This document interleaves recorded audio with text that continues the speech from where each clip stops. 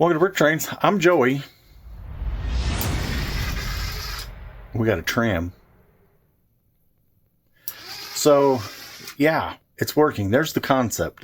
That's what I've been working for or towards. This is the reversing unit. So, point-to-point operation on standard 9-volt track, using a standard 9-volt motor and a standard train regulator transformer. So let's go in and take a little bit closer look at what's going on here. I'm not going to do the setup. I have this is all alligator clipped together, so it's all temporary. And it took quite a while to get this figured out. And I don't want to say this, but I think the instructions were wrong. There's a section where it says to hook the common side of the sensors, the opto sensors, to the negative side. And then the other side of the switch would go to the switch connector on the board. That never worked. It never worked. In fact, I was so close to just saying, okay, I'm going to ship all this back and be done with it. I don't know I'm too dumb to figure this out or whatever.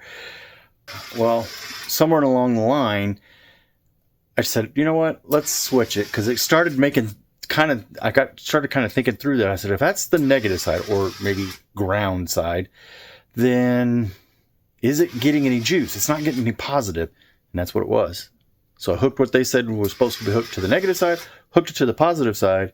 Everything started working. I started dialing in my sensors and dialing in the delay and stuff. Okay, so let's get flipped around here and see what's going on. Okay, we're going to start with the Lego transformer or speed regulator, if you will. I just have a pair of white clips going over to this controller. Okay, this is the Circuitron AR-2. So it's going to the input side for the track voltage, and then these red and black ones are just clipped to the 9 volt. Like I said, whoa, hello. Everything is temporary, so we will get that figured out later. This conglomeration of wires, the greens and yellows, go to the opto sensors, which are these things. Let's see. We're going to get ran over. Hello. Goodbye. So that's the opto sensor right there. And it is basically just a switch. Just off-on switch. And if you watch this board, as the train moves away, the lights come on and go off. I don't know why that one doesn't stay on like this one does. But I think it has something to do with the delay signal. But it's on. It's working. And then these two relays just switch the voltage so that you get this back and forth with the train. And of course, this is our tram, 9-volt tram vehicle. Still waiting on parts. Okay, so each one of these has a green and yellow wire. And they run back to the board. You got switch 1 and switch 2. And then this red and black lead here is 15 volts. Oh, that was the other thing. I started with a Walther's 12 volt power supply. And that also turned out to not be enough juice to keep everything running. So I switched it to a 15 volt because this thing works either from 12 to 16 volts. And it says, do not go over 16 volts, must be regulated, blah, blah, blah. So I said, okay, I'll just get a 12 volt. Well, the 12 volt, what would happen is you get this random clicking in the relays, and it just seemed like they weren't holding. So I found a 15 volt power supply right there, did the only sporting thing, and cut the end of it off.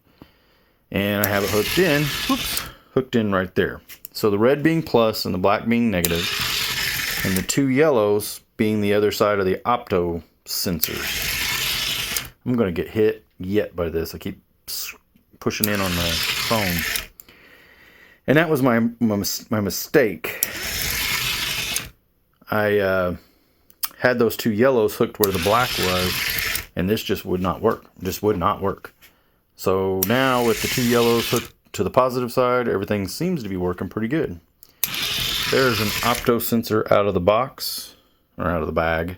It is literally just a little switch that clicks on and clicks off based on how much the light. Uh-oh, we had a first failure. Wonder what happened there. Well, it went back. It tried to push it forward a little bit. So that tells me that we're going to have to make sure we put bumpers at the end of the stop and not just clear track to just let it run off, just in case there is a mistake. I don't know what that is. It's probably my fat head got in the way of the light, because you have to adjust it to the ambient light in the room. And that took me a minute. I think it's super bright, so I think we're on all the way on one side of the, if it's limits. And nothing against this company, but these little, these things here, they're about as cheap as they come. I watch a guy that works on pinball machines, and he is always replacing those on like newer pinball machines for the adjustment. At any rate, it seems as if you just touching it will change it. I mean, I know you're moving it just a tiny amount, but they really seem to be finicky. So hopefully, once we get everything hooked up, we don't have to mess with those too much. All right, so here's some pictures of how I kind of hooked up the opto sensor into the track or into these pieces that you see here. These are just pieces that I had laying around, right? They're Technic pieces.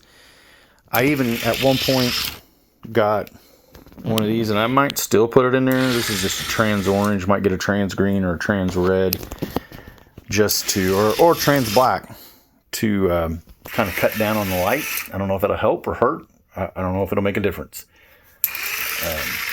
So yeah, so that's how we got it into the track. Now we've got to get it through the track. At some point, you know, I'd made mention about getting my lights into my modulars, and I said I was going to have to drill through some base plates or through some plates, and everybody said, no, don't drill through it, use the Technic pieces. And that was a very good suggestion. I hadn't really thought about it. Just, you know, to me, it's just like, well, I'm going to ruin something. I also have a lot of these plates and stuff in the modulars are 16 by 16, so they do not make a Technic 16 by 16. But no matter what, we're gonna have to go through a base plate, and that's okay. We might be able to go between or around, but I think the cleanest and easiest is just going to drill straight through the base plate and straight through the layout. And Earl, that is the correct usage. The table is the layout, right? But the whole thing is in the city or on the city. Anyway, at any rate, we'll have to drill through, because all this is going to be underneath. We don't want the wires exposed to the top. We don't want everybody seeing the magic. Yeah, I think we're there. I think this is pretty good proof of concept. I'm really kind of happy with this, the way it's working. It is definitely going point to point. Everything is still adjustable. I can adjust the speed. The way I have it hooked, if I rotate this the other way, the train will just run off the track. Apparently that is important. I think it all has to depend on, I guess I could switch it to the other side and then switch to the opto sensors. Yeah, it's a confusing mess, but okay. All right, a few more minutes, a couple more passes back and forth. I'm super, super happy.